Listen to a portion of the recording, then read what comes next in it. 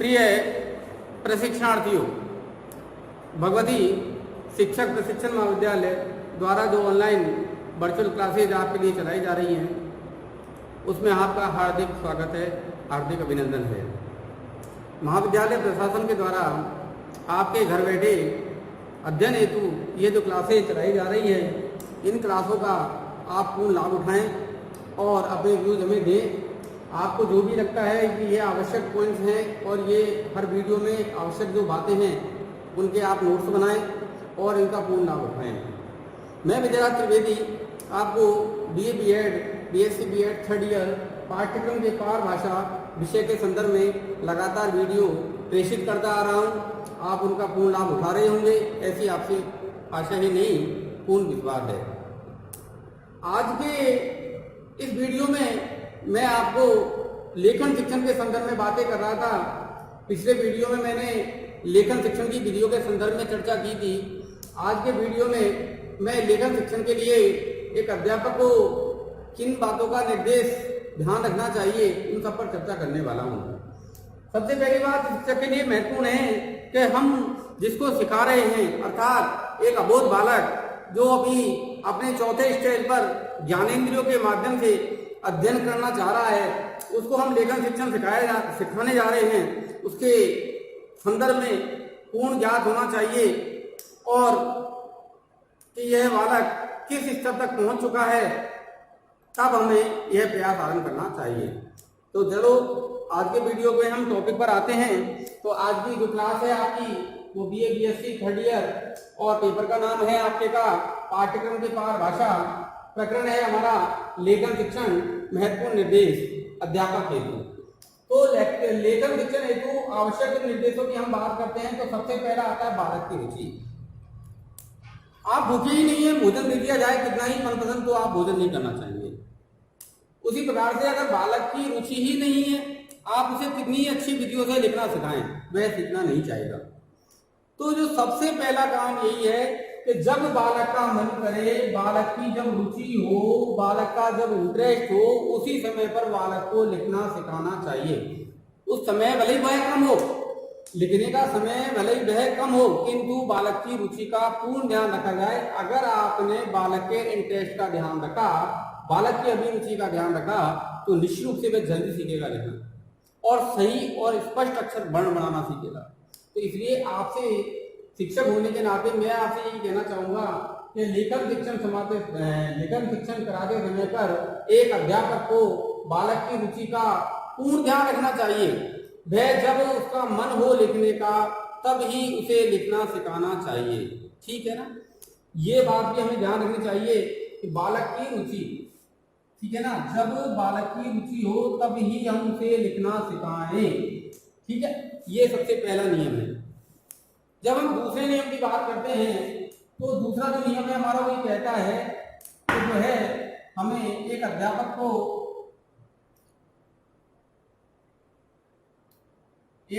को सरल वर्ण पहले सिखाने चाहिए।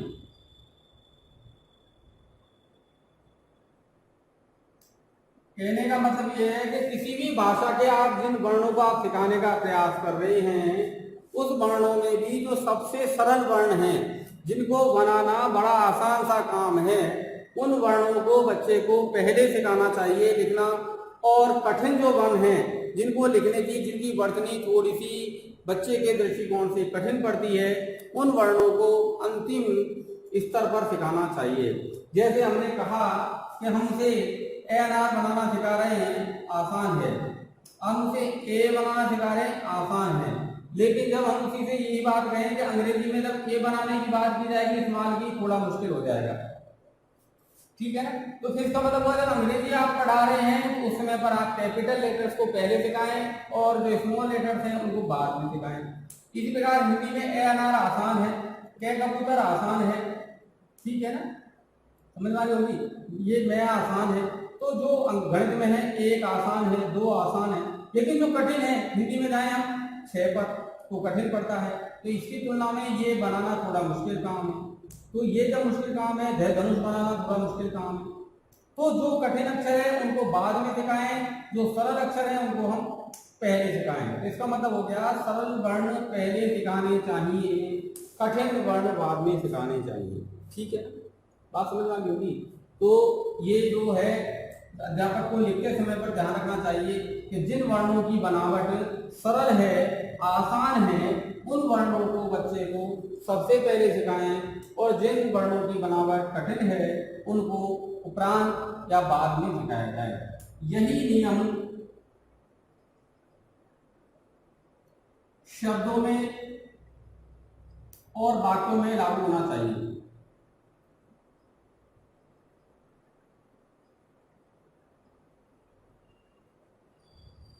अर्थात सरल से कठिन की ओर।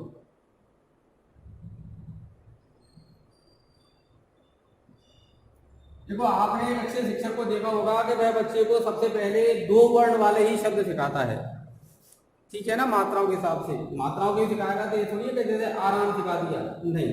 आराम से पहले तो उसको राम बनाना सिखाएगा, दादा बनाना सिखाएगा, बाबा बनाना सिखाएगा। कहने का मतलब ये हो गया, जब शब्दों पर से जब वर्ण बनाना बच्चा सीख जाता है और वर्ण बनाने के उपरांत वह बच्चा जब वाक्यों पर आता है तो भी वाक्यों में भी सरल से कठिनता का ध्यान रखना चाहिए। यानी पहले 2 वर्ण वाले शब्द सिखाएं, फिर 2 के बाद फिर 4, 3, फिर 4। इस तरह से आपको बढ़ता जाना चाहिए। बिना मात्रा के शब्द जैसे ना, तो बिना मात्रा के शब्द में भी सबसे पहले क्या करना चाहिए, हमें 2 वर्ण वाले ही सिखाने चाहिए। भाई नहीं है कि जैसे पहले कल, और जब कल सीख जाए तब इससे हमें फिर कलम बनाना सिखाना चाहिए। ये 2 वर्ण हो गए। इसी प्रकार से फिर बरगद, अजगर, इसी प्रकार से मात्राओं में फिर आ की मात्रा, फिर ई की मात्रा, पहले 2 अक्षर वाली, फिर 3, फिर 4 वाली। यानी शब्दों में और वाक्यों में भी इस बात का ध्यान रखा जाए कि हम उसे सरल से कठिन की ओर जब ले जाएंगे तो वह बड़ी आसानी से लिखना सीख जाएगा। ठीक है ना, तो इस बात का विशेष तौर पर ध्यान रखें। चौथा है आपका जो नियम बनता है, चौथा नियम कोई कहता है कि लिखने की गति का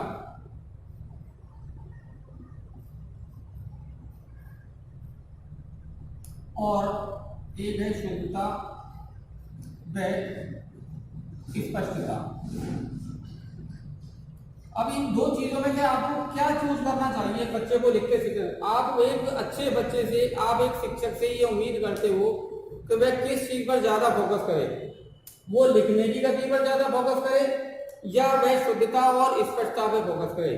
तो मेरा मानना यही है कि प्रारंभिक अवस्था में जब बच्चा लिखना सीख रहा है, ऐसी स्थिति में लिखने की गति पर ध्यान नहीं देना चाहिए, इस पर फोकस नहीं करना चाहिए। फोकस करना चाहिए किस पर? शुद्धता और स्पष्टता पर। यानी एक अच्छे अध्यापक को जब वह बालक को लिखना सिखा रहा है तब उसे यह ध्यान रखना चाहिए कि बालक की लिखने की गति भले ही मंद हो, धीमी हो, आवश्यकता समय ज्यादा ले रही हो, किंतु इस बात का विशेष ध्यान रखा जाए कि वह उन वर्णों को शुद्धता के साथ, स्पष्टता के साथ लिख रहा है। उसकी वर्तनी पर ध्यान दें, न कि उसके लिखने के समय पर। ठीक है ना, क्योंकि प्रारंभिक अवस्था में बालक के द्वारा लिखते समय पर अधिक से अधिक समय लिया जाता है। ठीक है, और बाद में वह धीरे धीरे जब शुद्ध वर्तनी में लिखना सीख जाता है उसके बाद उसकी गति पर ध्यान दिया जाए। यानी प्रारंभिक अवस्था में उसकी शुद्धता और स्पष्टता पर ध्यान दिया जाए, और जब वह वर्तनी में शुद्धता और स्पष्टता सीख जाए तब उसके उपरांत उस बालक की गति पर ध्यान दिया जाए, उसकी गति तेज करने पर, तीव्र करने पर बल दिया जाए। तो ये जो मेरा चौथा नियम कहता है वो यही है कि एक अच्छे बालक को, एक अच्छे शिक्षक को जब बालक को वह लिखना सिखाए तो उसकी लिखने की गति का ध्यान ना दें, उसकी शुद्धता और स्पष्टता पर ध्यान दें। क्योंकि जब वह बालक समय उपरांत जब वह बड़ा हो जाएगा तब वह शुद्धता स्पष्टता से तो लिखना जानता है, किंतु वह अपनी गति को तेज कर सकता है और फिर उसकी लिखावट में दोनों चीजें शामिल हो जाएंगी। यानी वह समय उपरांत शुद्ध लिखना स्पष्टता के साथ सीख जाएगा। चौथी बात है अक्षरों की बनावट।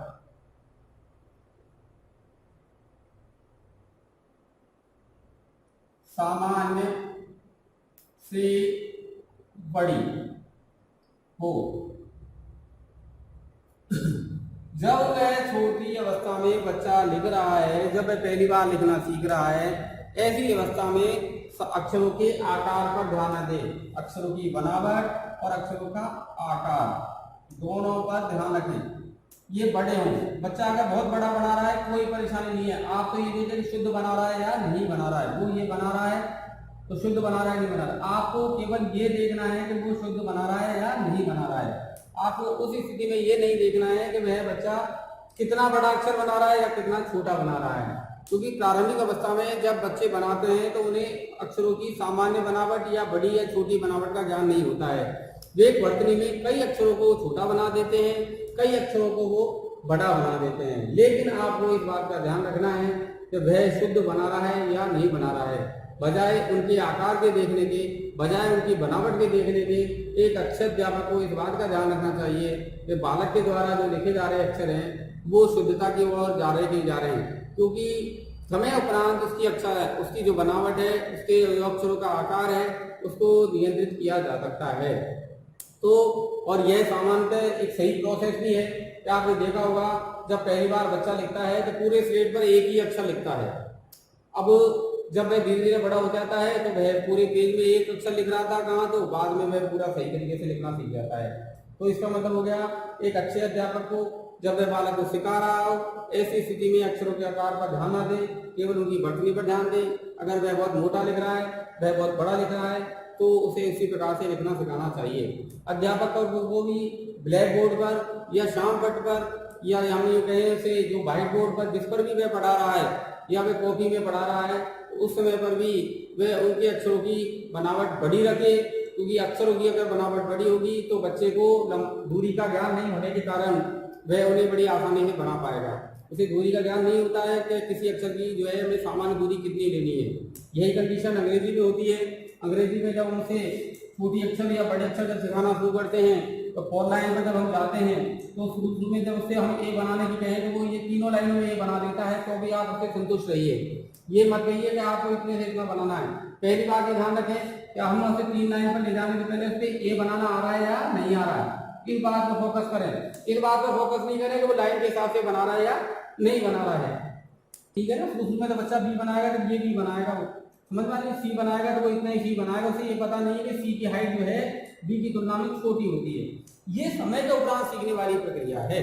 तो अध्यापक को इस बात का शुरुआती समय पर ध्यान रखें कि अक्षरों का आकार सामान्य से बड़ा हो, अक्षरों की बनावट सामान्य से बड़ी हो। जब वह धीरे धीरे इनको सबको पूरी तरह से बनाना सीख जाए फिर उसके बाद में इसको नियंत्रण करना वो शुरू करे। तो ये आप लोगों के समझ में आ गया होगा कि हमें जो है अक्षरों के आकार पर नहीं ध्यान दें। ठीक है, ठीक है, आगे करें। प्रारंभिक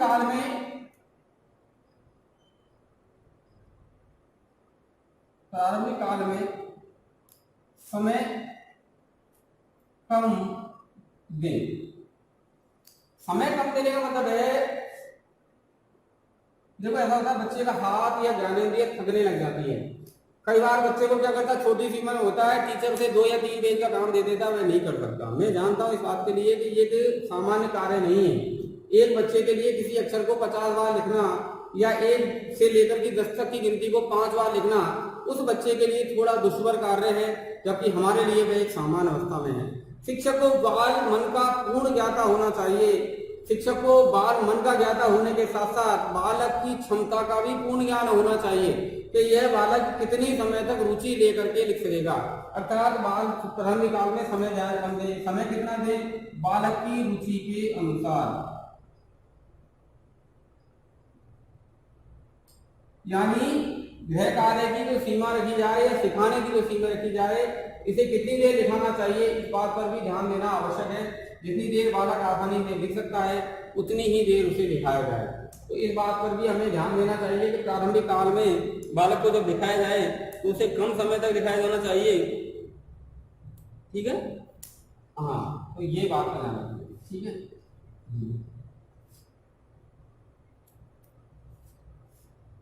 लेखन शिक्षण में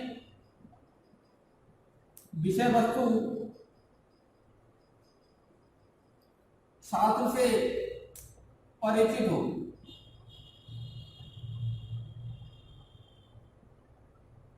देखिए प्रारंभिक काल में लिखा है क्या, बात समझ में आ रही होगी मेरी बात को।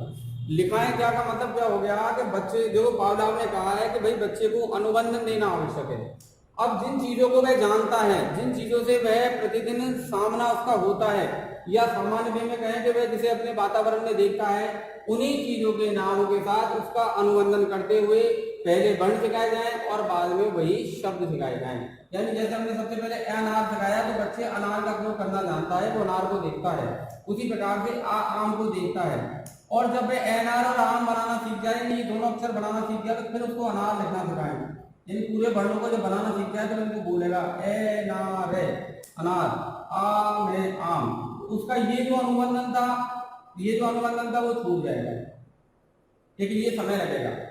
यानी कहने का मतलब है शुरुआती अनुबंधन वर्णों के साथ दें, और जब वह वर्णों को पूरी तरह से बनाना सीख जाए उसके उपरांत उसका जो अनुबंधन है वो शब्दों के साथ करें, और जब शब्दों से सीख जाए तो फिर उसके बाद में वाक्यों पर जाएं। राम आम खाता है, तो आपने देखा होगा कि ये सब सरल है, आखिरी मात्रा वाले शब्द हैं। तो अनुबंधन भी जो है इस बात को ध्यान दें कि ऐसे शब्दों का प्रयोग ज्यादा करें, चाहे वो वर्ण सिखाते समय पर, चाहे वो शब्द सिखाते समय पर, चाहे वो वाक्य सिखाते समय पर, जिनसे छात्र का पूर्व परिचय सामान्य अवस्था में हो चुका हो, ताकि वह उन्हें बड़ी रुचिता के साथ और बड़े आराम के साथ में लिखना चाहेगा। तो यह भी आपको ध्यान रखना है कि आप जब बच्चे को लिखना सिखाएं तो वे जो शब्द हैं, वे जो वाक्य हैं, वो बड़े आसान होने चाहिए ताकि वह रुचि के साथ उनको लिख सके।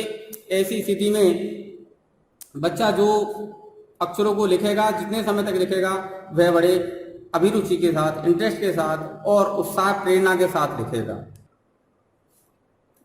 अगला जो पॉइंट बनता है वो बनता है आपकी व्यक्तिगत विभिन्नताओं का ध्यान।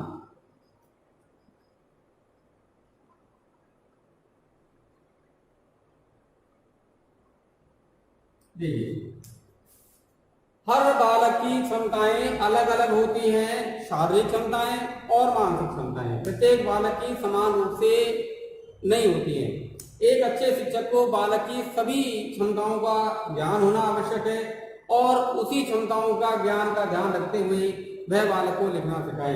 कोई बालक धीमी गति से सीखता है, कोई बालक बहुत धीमी गति से सीख जाता है, कोई बालक ए से एक पर से लिखना सिखाया और वो एम फॉर मंकी तक लिखना सीख गया, जबकि अभी कुछ बालक ऐसे भी हैं जो अभी ई फॉर एग तक या इंजन तक पहुंच ही नहीं पा रहे हैं, या कुछ बच्चे ऐसे हैं जो व्यंजन तक पहुंच गए हिंदी में, और कुछ बच्चे ऐसे भी हैं जो भी स्वर तक ही पहुंच पाए हैं। पर इस पर अध्यापक को चिंता करने की जरूरत नहीं है, अपितु प्रयास करने की जरूरत है। तो इसका मतलब ये हो गया कि एक अच्छे अध्यापक को जब वह लेखन शिक्षण का कराए, जब बच्चों को लिखना सिखाए, तो उसे इस बात का ध्यान रखना चाहिए कि प्रत्येक बालक की व्यक्तिगत क्षमताएं, व्यक्तिगत भिन्नताएं अलग अलग होती है, ठीक है ना, और उन्हीं का ध्यान रखते हुए हमें जो है लेखन शिक्षण कराना चाहिए। ठीक है, कुछ और आवश्यक बातों की जो मैं आपसे करना चाह रहा हूँ वह जो देना है वो क्या क्या है। एक तो ध्यान देने वाली बात है कि एक तो उपयुक्त वातावरण की बात करें।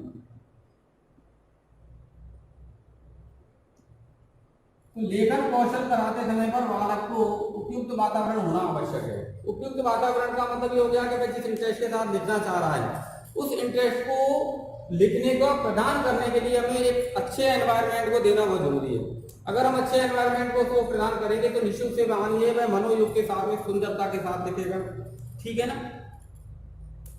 अभी हम कहें कि बालक रो रहा है, जबरदस्ती आप उसे मार पीट करके या दंड दे करके या कठोरता के साथ बोल करके वो लिखना सिखाना चाह रहे हो तो वह नहीं सीखेगा।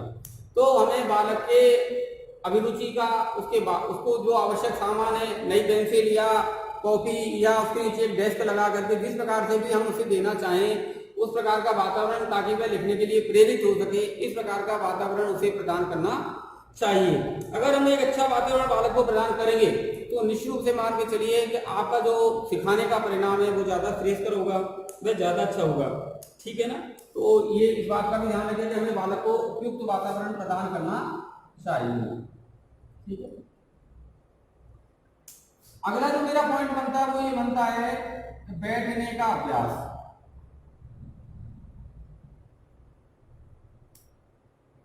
ये लिखने के अलावा अतिरिक्त प्रयास है। अब एक बालक अगर बैठ ही नहीं सकता, वो एक जगह पर लंबी बैठक नहीं कर सकता, क्योंकि विधि को लिखने के लिए बैठना आवश्यक है। जो शारीरिक स्थिति है वो ये कहती है कि बालक को बैठना चाहिए, वो चाहे टेबल कुर्सी पर बैठे चाहे वो नीचे बैठकर लिखे, लेकिन उसे बैठने का अभ्यास कराना आवश्यक है। अगर बालक एक लंबे समय तक बैठने का प्रयास नहीं कर सकता, घंटा, आधा घंटा या 30 मिनट या 25 मिनट अगर एक जगह पर नहीं बैठेगा, तो वह निश्चित रूप से अच्छे रूप से लिखने का प्रयास नहीं कर सकता। तो लेखन कौशल के लिए भी बच्चे को एक लंबे समय तक एक स्थान पर, काफी समय तक का मतलब ये नहीं है 2-4 घंटे की बात चल रही है, मैं ये कह रहा हूँ कम से कम 15 मिनट या 20 मिनट में एक स्थान पर बैठ करके लिखने का प्रयास करेगा तो वह सीख पाएगा। अगर वह ऐसा नहीं करता है तो उसकी लिखाई पर बहुत तगड़ा प्रभाव पड़ेगा, उसकी स्थिति बिगड़ जाएगी। अगर हम इसे जो है अगर टेबल कुर्सी प्रदान कर सकते हैं तो बहुत अच्छी बात है, क्योंकि टेबल कुर्सी से बैठने से उसकी रीढ़ की हड्डी सीधी रहेगी। और या घर पर हम डेस्क दें, दीवार के सहारे बिठाएं तो भी उसकी रीढ़ की हड्डी सीधी रहेगी।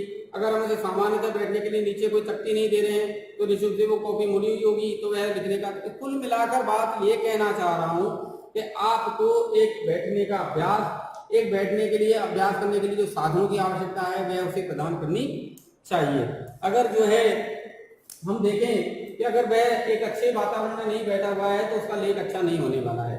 तो वातावरण का बहुत प्रभाव पड़ता है, बैठने के अभ्यास का बहुत प्रभाव पड़ता है। अगला है लेखन सामग्री, इसका सबसे ज्यादा प्रभाव पड़ता है। देखिए एक बालक, मैं उदाहरण आपके सामने प्रस्तुत करना चाहूंगा कि मान के चलिए कि 2 बालक बैठे हुए हैं, एक बालक और टीचर ने उसको त्रिभुज बनाने के लिए दे दिया, मैं एक ट्रायंगल। देखो छोटी सी एक घटना सुनाने को लगा हूं। 2 बच्चे हैं, एक ए है दूसरा बी है।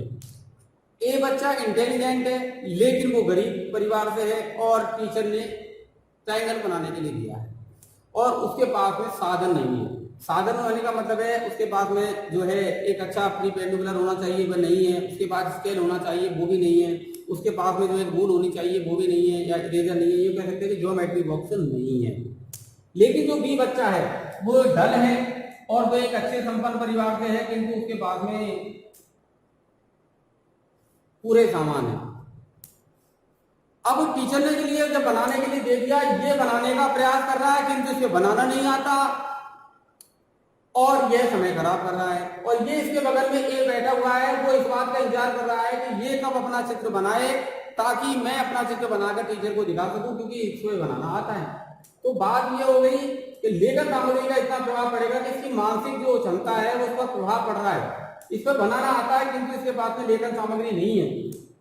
तो वही कंडीशन ये होगी कि एक बच्चे को जब हम लिखना सिखा रहे हैं तो इस बात का ध्यान रखें कि उसके पास में लेखन सामग्री पूरी हो, उसके पास अच्छी कटर हो, अच्छा इरेजर हो या अच्छा रूलर हो।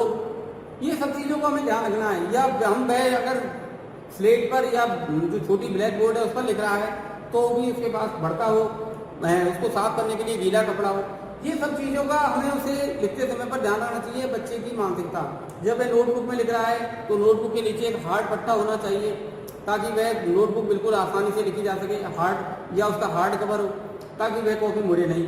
तो हमें इन सब चीज़ों का लिखते समय पर ध्यान रखना चाहिए। अगर एक बालक के पास लेखन सामग्री नहीं है तो ना तो वह सुंदर लिख पाएगा, न वह स्पष्ट लिख पाएगा, ना उसकी लिखने में रुचि पैदा हो पाएगी, उसकी लिखावट बहुत खराब होती चली जाएगी, वह लिखने में आलसी होता चला जाएगा। इतने प्रभाव पड़ेंगे, मैं आपसे जो बताने की कोशिश कर रहा हूँ, ये सब प्रभाव उस बालक के लेखन कौशल पर पड़ने वाले हैं। तो इस बात को भी हम ध्यान रखें कि जो है बालक के पास में एक अभिभावक होने के नाते, एक अच्छा शिक्षक होने के नाते उसे आवश्यक सामग्री उसके पास होनी ही चाहिए। अगर लेखन सामग्री नहीं है तो निश्चित से मान लीजिए कि आप एक लेखन शिक्षण करा रहे हैं, उसमें एक बाधक तत्व के रूप में वो लोग होंगे, वो सामान होंगे। ये बात भी हम ध्यान रखते हैं, ठीक है ना। अगला देखें हम अक्षरों की